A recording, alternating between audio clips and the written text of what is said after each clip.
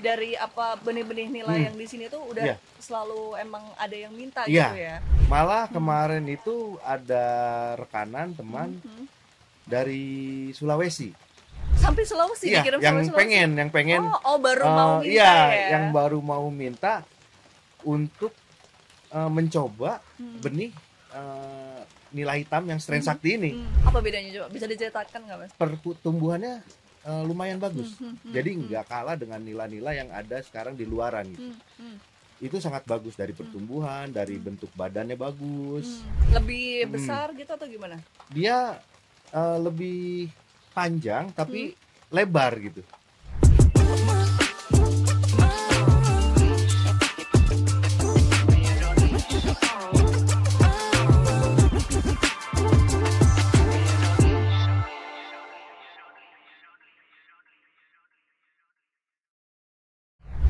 Halo sahabat Bari, apa kabar? Ketemu lagi dengan saya Reni Aramsari dalam podcast Aqua. Ayo kupas aquaculture, persembahan Direktorat Jenderal Perikanan Budidaya.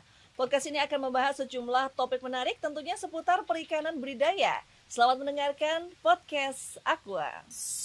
Ya sahabat Bari, podcast kali ini berbeda dari biasanya. Kalau biasanya kita berbincang-bincang tuh di studio, kali ini kita langsung berada di kolam budidaya ikan bersama dengan pelaku budidaya muda, ada Mas Widi. Iya. Mas Widi, apa kabar? Baik. Sehat dan semangat ya, Oh, Mas? selalu semangat. Mas Widi ini adalah pelaku budidaya dari Kota Bogor ya. Betul. Ini masih muda tapi nggak memilih untuk kerja di kantor, malah milih di kolam Di ikan. kolam ikan. Kenapa tuh, Mas? Jadi pertama sih pasti kita hobi dulu sih, Mbak. Kita main ikan itu kita pertama hobi. Dari hobi ini yang bisa menghasilkan cuan, kasih menghasilkan uang gitu.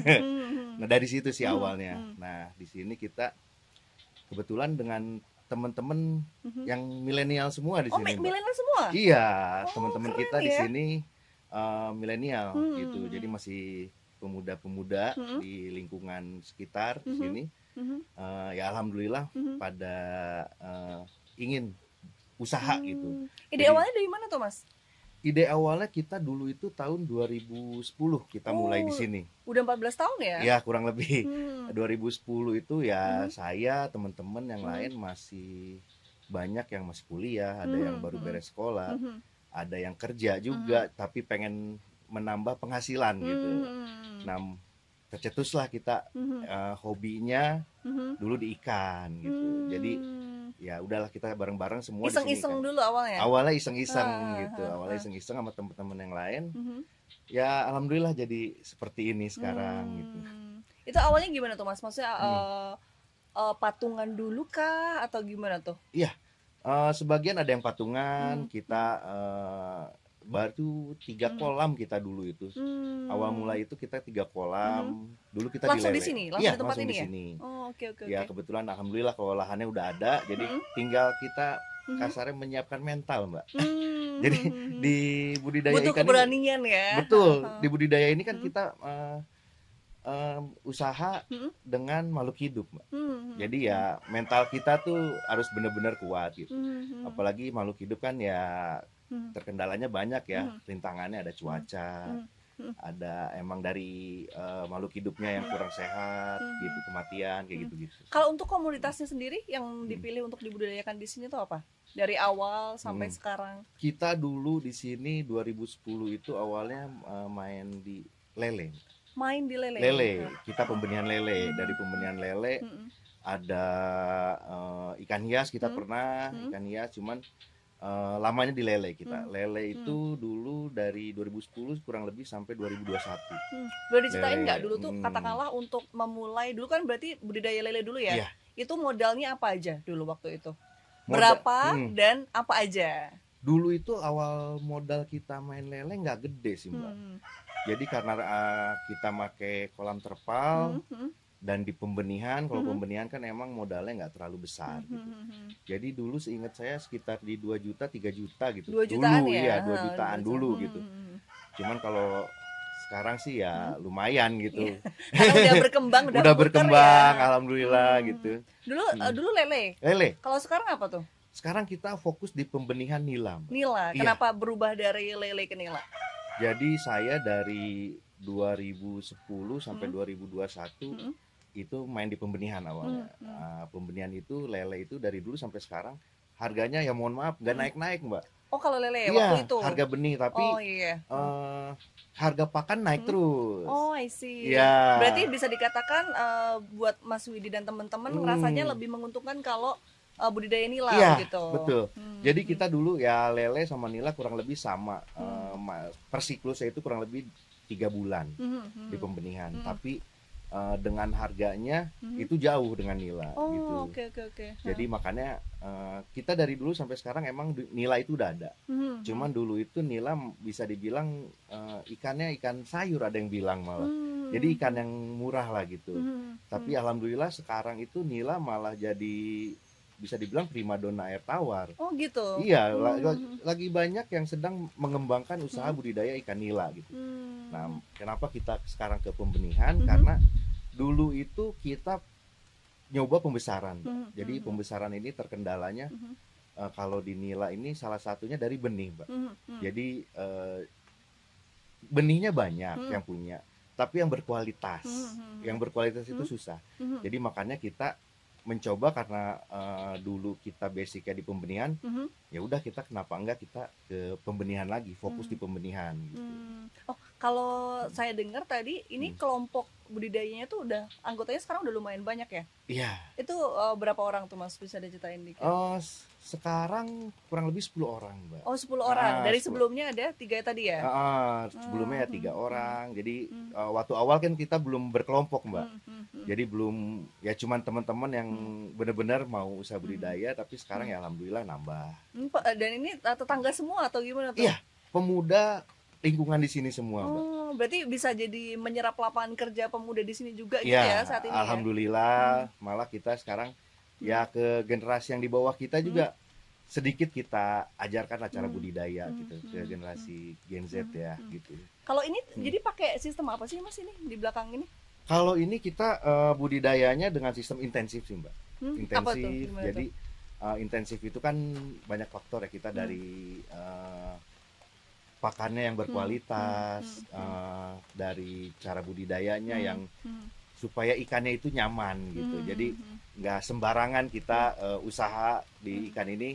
Kalau kita sembarangan itu malah bahaya Mbak, malah bisa jadi bumerang buat kita sendiri gitu. Jadi kita harus benar-benar agak lebih teliti lah di budidaya ini gitu. Kalau Jadi ini intensif. katakanlah namanya kolam apa nih? Ini kan ada kolam yang bentuknya lingkaran, ada Iya. kolam yang bentuknya kotak-kotak berjejer. Itu ini pakai material apa nih? Ini karena di sini kita pakai kolam terpal, Mbak. Nah, kalau kolam terpal kan kalau bentuk ada yang bulat, ada yang kotak. Tapi kita jatuhnya bak kolam terpal gitu. Karena kalau bikin sendiri atau sendiri? Oh, luar biasa. Iya, nah ini itu. idenya dari mana berarti? Idenya sih kita yang ngelihat di teman-teman yang lain lah salah satunya, cuman kita mengembangkan sendiri. Dan alhamdulillah sampai sekarang pun kita bisa menambah penambahan lagi buat warga sekitar di sini. Saya itu jadi bisa mengadakan sarana prasarana juga. Oh, jadi membantu membuatkan wadah-wadah seperti Iya, ini gitu ya? ada yang mau bikin, mau budidaya, kita membantu sarana dan prasarana. Nah, yang ngebantu itu banget. ya teman-teman kita semua di sini. Jadi pemuda-pemuda kita di lingkungan kita di sini gitu. Positif banget ya Kak, berarti kalau nongkrong-nongkrong Iya. gitu bahasnya ini mau bikin apa lagi nih Betul. di kolam ini gitu ya. Iya. Ini buatan orang pemuda-pemuda sini berarti. Iya, kalau kolam terpalnya kita punya bikin sendiri gitu. Cuman kalau yang fiber kan di sini ada kolam terpal, ada kolam fiber. Nah, kalau yang fiber ini kita masih beli lah. Jadi belum ini. Saya lihat kalau ini jadinya katakanlah bisa memanfaatkan ruang ya berarti ya kalau kayak gini ya. Iya. Jadi kayak katakanlah ruangannya nggak begitu luas pun bisa dibuat yang seperti ini Bisa, ya. Ini bisa jadi inspirasi nih buat sahabat Bahari kalau ada yang mau mulai budidaya ikan gitu ya. Itu dengan wadah-wadah seperti ini kayaknya sangat memungkinkan. Apalagi gitu ya. kita sekarang kan menggunakan metode intensif dan kalau pembesaran kita menggunakan metode bioflok gitu. Nah, apa tuh metode bioflok? Bioflok ini ya singkatnya lah ya. Jadi dia mengurai kotoran ikan yang tadinya bisa menjadi amoniak atau racun. Jadi dia diurai menjadi yang tidak beracun. Bakterinya jadi tidak beracun gitu. Si vlognya, si kotorannya itu jadi tidak beracun. Diurai oleh bakteri. Nah, bakteri inilah yang membuat si amoniaknya ini hilang, si racunnya ini hilang. Nah, salah satu keuntungannya kita dengan menggunakan intensif bioflok ini, itu kita punya lahan sedikit, jadi bisa lebih maksimal produksinya. Dan lebih ini ya, ikannya katakanlah jadi lebih sehat. Lebih gitu sehat, ya? jadi nggak ada namanya ikan itu bau tanah, Mbak. Oh gitu. iya, benar-benar kan kadang kalau misalnya kita makan ikan, itu biasanya ada ikan yang katakanlah nggak berbau. Itu bisa dari cuma dari cara masaknya, tapi juga dari cara pembenihannya juga cara bisa budidayanya. ya? Oh gitu. Nah, cara budidayanya jadi harus yang standar lah gitu. Oh, I see. Standar. Soalnya kan KKP sendiri juga punya standar untuk cara budidaya gitu. Nah, dari situ pasti menghasilkan ikan yang berkualitas. Mas Widi, kalau di sini itu kolam-kolam ikannya memang hanya di pembenihan atau sampai pembesaran juga? Kalau untuk kolam-kolam yang seperti ini ya? Kalau kolam seperti ini sebenarnya kita bisa pakai untuk pembenihan, bisa untuk pakai pembesaran. Oh, bisa dua-duanya? Bisa dua-duanya. Cuma kan nanti ada standar-standarnya ya. Kalau pembesaran itu, kalau dengan metode intensif bioflok itu, dia minimal di 80 cm tinggi airnya. Nah, kalau di pembenihan sekitar airnya di 60 sampai 50 cukup. Nah, sekarang yang kita kerjakan di sini, kita budidaya di sini itu di pembenihan, di pemijahan dan pendederan juga. Oke, jadi Mas Widi fokusnya di pembenihan. Pembenihan. Ya? Oh, oke. Kenapa milihnya di pembenihan aja? Milih di pembenihan aja karena yang tadi itu kita di daerah kita itu masih sedikit yang mempunyai benih yang berkualitas salah satunya. I see. Jadi karena saingannya masih dikit ya? Iya, sebenarnya saingannya banyak. Saingannya banyak. Tapi yang berkualitas ini yang berkualitas ya? Yang berkualitas. Kalau saingan itu di daerah saya di Jawa Barat gitu, itu banyak yang bisa pembenihan. Tapi kan kita mencoba mencari yang berkualitas. Nah, kenapa benih-benih yang di sini bisa disebut lebih berkualitas? Katakanlah pembedanya apa tuh? Nah, jadi kenapa kita sebut di sini benih berkualitas? Karena kita mempunyai sertifikat. Jadi dari KKP juga mempunyai standar. Dan standar itu nanti mengeluarkan sertifikat. Nah, sertifikatnya ini namanya CPIB. Cara pembenihan ikan yang baik. Nah, nanti dari situ keluarlah pasti menghasilkan benih yang berkualitas karena di situ ada standar-standarnya yang harus kita jaga gitu. Nah, salah satunya yang harus kita jaga itu genetik dari ikannya. Itu harus jelas genetiknya. Nah, kebetulan kita genetiknya itu yang nila hitam itu nila hitam strain yang sakti yang terbaru. Itu apa katakanlah indukannya dapat dari Balai Sukabumi. Dari Balai Besar Sukabumi. KKP ya? Dari KKP ya? Wih, luar biasa. Makanya ada standar-standarnya. Nah, salah satunya dari genetiknya itu kita harus jelas ngambilnya di KKP di Balai Besar Sukabumi. Itu dari awal Mas Widi membudidayakan ikan nila, itu memang dari awal benihnya dari KKP atau awalnya gimana tuh? Enggak. Jadi kita dulu beli larva itu kita dulu waktu pembenihan kita beli larva ya. Awal-awal kita beli larva. Nah, ketika kita beli larva ini itu lumayan tuh. Jadi kehidupannya survival rate-nya itu rendah. I see. Nah, misalkan gitu kita beli 100.000 ekor larva. Nah, itu paling bagus itu sekitar di 20 sampai 30.000 yang jadi. Yang jadi benih survival rate-nya masih rendah. Masih rendah. Pas awal-awal. Terus kok katakanlah bisa mendapatkan benih sakti dari KKP itu gimana ceritanya? Apakah Mas Widi yang datang ke balai atau dihubungi atau seperti apa? Ya, dari sebenarnya saya datang ke balai waktu itu. Mengajukan. Dapat informasi dari mana? Siapa tahu sahabat Bahari itu kan ada yang kepo, dulu kok bisa dapat? Iya, dari teman-teman juga informasi. Kalau mau langsung aja coba ke balai. Nanti balai di Sukabumi. Balai Sukabumi karena kita di Bogor yang terdekat di Balai Besar Air Tawar Sukabumi. Oke. Gitu. Nah, saya berkunjung ke sana. Berkunjung. Ya, mengajukanlah bantuan calon induk waktu itu. Nah, calon induk. Jadi ketika kita masih mempunyai larva yang beli, sambil membesarkan yang calon induk itu, yang strain nila sakti itu. Gitu. Terus bedanya apa tuh Mas waktu itu yang dirasakan? Perbedaannya yang pasti itu dari survival rate-nya itu lebih Berasa tinggi. banget ya, Mas, Berasa ya? banget. Oh, Karena I see. kita yang membijakan sendiri. Jadi kita tahu dari kualitas indukannya, cara budidaya indukannya, cara pemijahannya, kita tahu. Jadi apalagi yang paling utama itu kalau di nila, kalau benih kita harus tahu umur si ikannya. Nah, ketika umur ikannya muda, otomatis ikan ini dia cepat besar nanti di pembesarannya. Jadi kalau kurang lebih kalau kata ini mah kayak stunting, Mbak. Kalau ikan udah stunting, ikan udah kurus, panjang, wah itu udah susah besar ya. Nah, makanya kita harus tahu cara budidayanya gimana. Nah, dari situ kita biasanya kalau waktu itu kita masih beli larva, itu bisa cuma di 20 sampai 30 ribu dari 100 Dari ribu 100 ekor. ribu, cuma 20 ribu yang Iya. bertahan kira-kira Iya, ya. 20 ribu kurang lebih yang bertahan.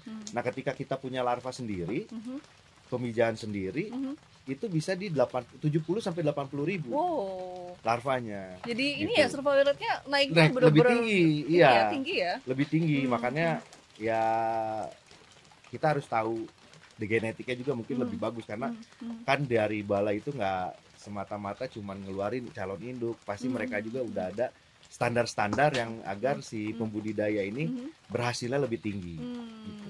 Ini jadi kalau misalnya mau ambil calon induk sekarang selalu masih ke sana atau dari calon induknya udah bisa ada apa diturunkan lagi gitu? Nggak bisa. Kalau calon induk yang kita dari balai itu nggak bisa anakannya dibikin untuk indukan lagi. Berarti Jadi kita gimana tuh? mau nggak mau minta lagi nanti. Oh gitu, tapi berarti dari 2021 ya tadi ya? Kalau calon induk kita baru dapet itu November kemarin karena Nila Sakti ini kan strain terbaru dari Balai Besar. Oke, baru November 2000 kita dapat November 2021 kok nggak salah. 2023 sorry. Oh, oke, berarti November 2023 itu dapat calon indukan yang Nila Sakti itu dari KKP dari Balai Sukabumi. Iya, betul. Terus sampai saat ini itu masih dikatakan disuplai terus ya?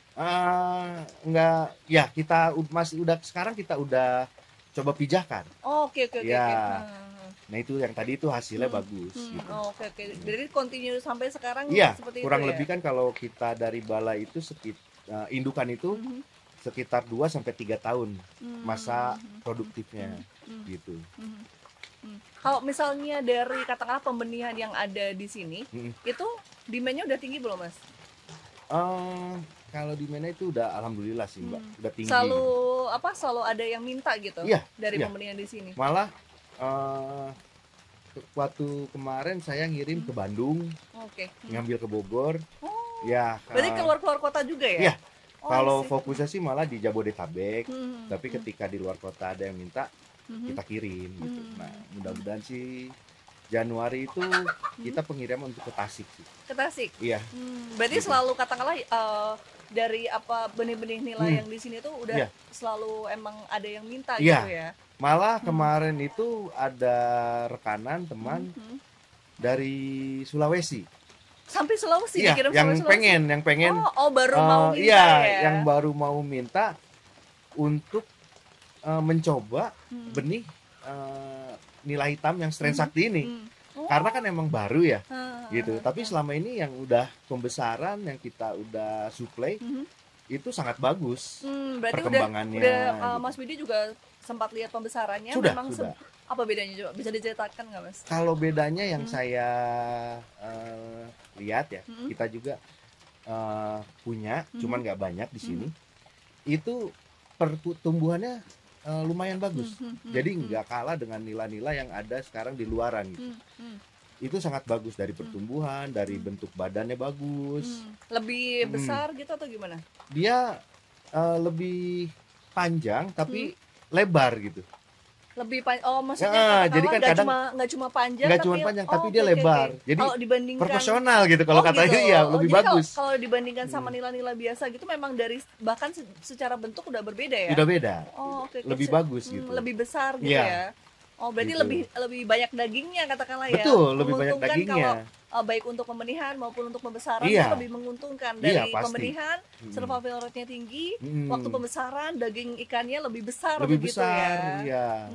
Lebih pertumbuhannya sih. Intinya kan kita namanya budidaya kan yang dicari sebenarnya pertumbuhan ya Mbak. Betul sekali. Gitu. Supaya pertumbuhan bagus, otomatis kan kita panennya juga lebih Mhm. bagus, lebih cepat gitu. Kalau selama ini selama melakukan budidaya ikan nila ini ya, ini namanya ikan nila apa berarti? Nila hitam strain yang sakti. Nila hitam, Strain jenis Strain? yang sakti. oh strain sakti Iya, gitu ya. yang Itu terbaru. apa aja tantangan yang pernah dialami selama ini melakukan budidaya ikan nila ini? Ya namanya tantangan, kita kan dulu dari lele ya Mbak. Jatuhnya kita pindah ke nila pasti banyak lah tantangan. Gimana caranya kita pembenihan, pemijahan itu yang biar hasilnya bagus gitu, hasilnya maksimal kayak gitu. Tantangannya banyak, misalkan dari cuaca juga, terus dari kualitas airnya, karena kita di lele sama di nila kan beda. Tantangannya sih banyak sih Mbak sebenarnya. Kalau dari pakan gitu ada tantangan tersendiri nggak? Kalau dari pakan malah di nila ini kita lebih irit sih Mbak. Malah lebih irit, Lebih irit. jauh lebih iritnya Iya. jauh banget. Iya, dengan lele itu dulu kita di lele lumayan, pakannya perlu banyak. Berarti bisa Kalau dibilang modalnya jauh lebih kecil ya daripada budidaya Iya. lele ya. Jadi di nila ini emang modalnya lebih kecil, tapi investasi awalnya yang agak lumayan. Di Karena kan mananya tuh? karena kan si nila ini dia membutuhkan kadar oksigen terlarut di airnya tinggi.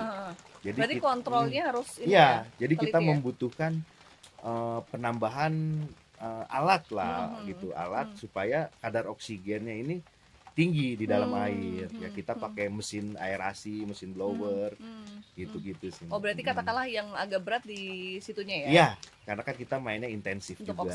katakanlah Iya. oksigen itu tadi ya. Oksigen Tapi terlarut di dalam air. secara benih, secara survival rate, modal yang lain tuh kecil. Iya. Tapi katakanlah Investasi. keuntungannya besar ya. Iya, keuntungannya lumayan gitu. Hmm. Besar.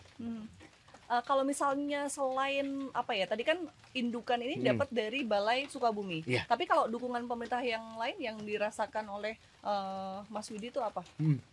Kalau dukungan pemerintah lain ya alhamdulillah banyak sih yang datang ke sini, ya saya menambah link lah ya, silaturahmi dengan teman-teman dari kementerian gitu.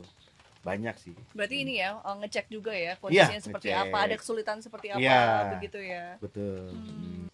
Oke, kalau dari KKP sendiri itu kan sudah menyatakan akan mendukung program swasembada pangan nih Iya. Mas. Berarti katakanlah dari kebutuhan protein terlebih dari ikan ini kan Iya. akan ditingkatkan gitu Mas. Betul. Nah itu gimana tuh Mas?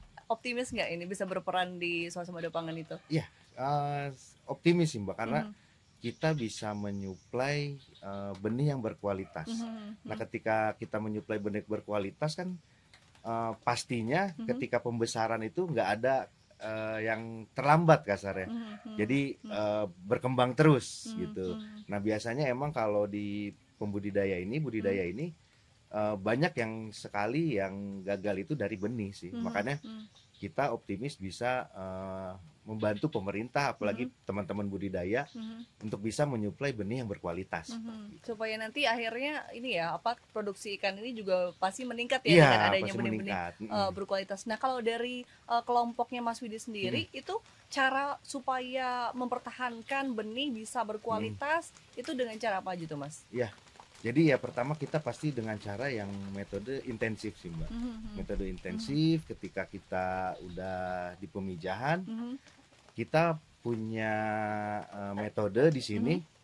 Jadi ketika kita pemijahan jantannya 1, betinanya 3, kita buat masal.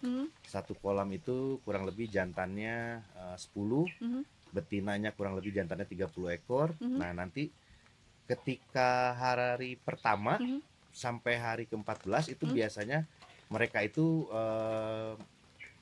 mijah gitu atau kawin menghasilkan telur. Nah, ketika umur 14 hari si betina ini dia mengerami telur.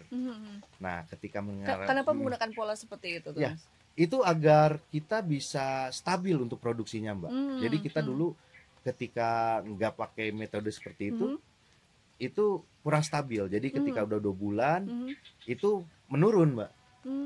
Nah, selain dari Jumlahnya? iya, jumlah Oh, oke, produksi larvanya. Oh, Oh, Nah, oke, oke. selain kita membuat stabil Mhm. dengan metode itu, Mhm. kita membuat si larva ikan ini dia lebih Mhm. seragam Mhm. karena kita menggunakan teknologi yang inkubator ini, metode Mhm. inkubator. Mhm. Jadi telurnya yang kita ambil di dalam Mhm. mulut ikan, Mhm. kita keluarkan, Mhm. nanti kita masukkan ke inkubator Mhm. atau ya kurang lebih kayak seperti kita memanipulasi Mhm. si telur ini di Mhm. dalam Mhm. mulut induk gitu. Mhm. Jadi seperti itu sih Mbak, metode Mhm. yang kita pakai di sini. Mhm. Kalau misalnya ngelihat katakanlah sahabat Bahari nih, anak-anak Mhm. muda ini kan sekarang banyak yang katakanlah memilih untuk kerja kantoran aja lebih Mhm. jelas gitu-gitu. Nah, apa namanya? Ada nggak pesan untuk anak Mhm. muda? Kan biasanya orang kalau misalnya mau mulai bisnis budidaya itu takut-takut gitu. Betul, Mbak. Nah, itu ada pesan nggak Iya. buat anak-anak muda? Jadi kalau pesan awalnya ketika kita mau budidaya perikanan, Mhm. kita pertama pasti harus siap mental, Mbak. Mhm. Yang kedua kita harus tahu ilmunya. Mhm. Ya, Mhm. ilmunya kalau di perikanan ini kan dia ada banyak, Mbak. Jadi ada ilmu dari ikannya, Sebut. ada ilmu dari kita airnya gitu. Maksudnya ilmu Mhm. dari ikan itu ya karakter ikannya dia maunya gimana sih. Mhm. Terus karakter airnya si ikan ini maunya gimana. Jadi kita harus tahu dulu yang itu. Mhm. Nah, baru kita harus mencoba intinya. Mhm. Karena di budidaya ini pengalaman saya Mhm.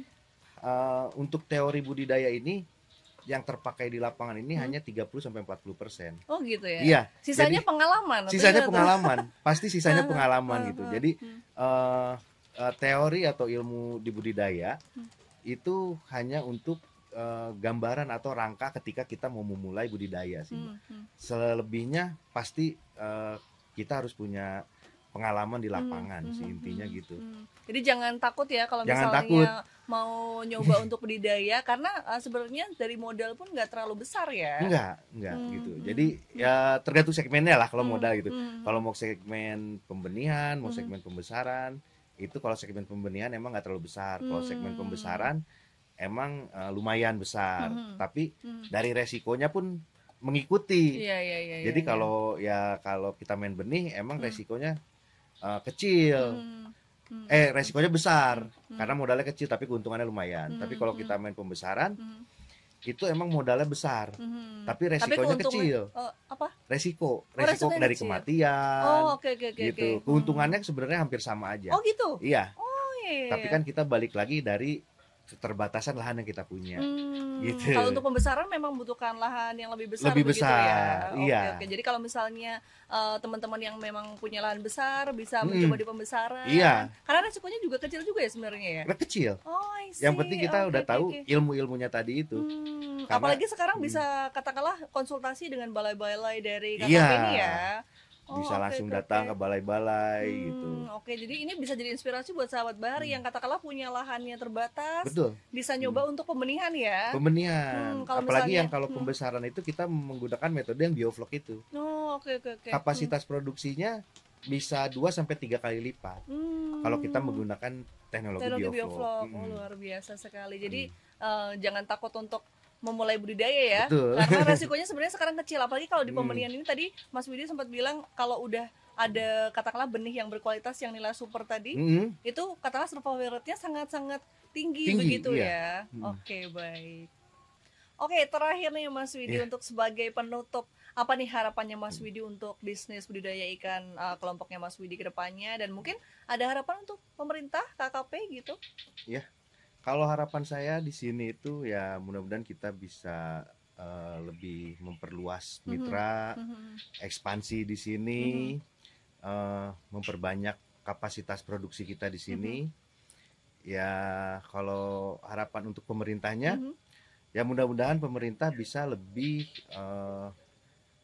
mendampingi petani-petani atau pembudidaya di masyarakat di bawah. Ya semoga bisa memperbanyak silaturahmi lah dengan pembudidaya. Lebih rutin, lebih intensif Lebih rutin, gitu ya. iya. Karena kan kita petani pasti butuh KKP juga, butuh Kementerian Perikanan juga untuk mendapatkan informasi-informasi terbaru, teknologi. Teknologi terbaru Iya, apa nih? dari teknologi terbaru kan dari KKP. atau dari segi strainnya gitu. Supaya Paling nanti situ. akhirnya bisa meningkatkan Iya. produksinya gitu ya, Iya, Mas ya. bisa meningkatkan produksi dari pembudidaya gitu.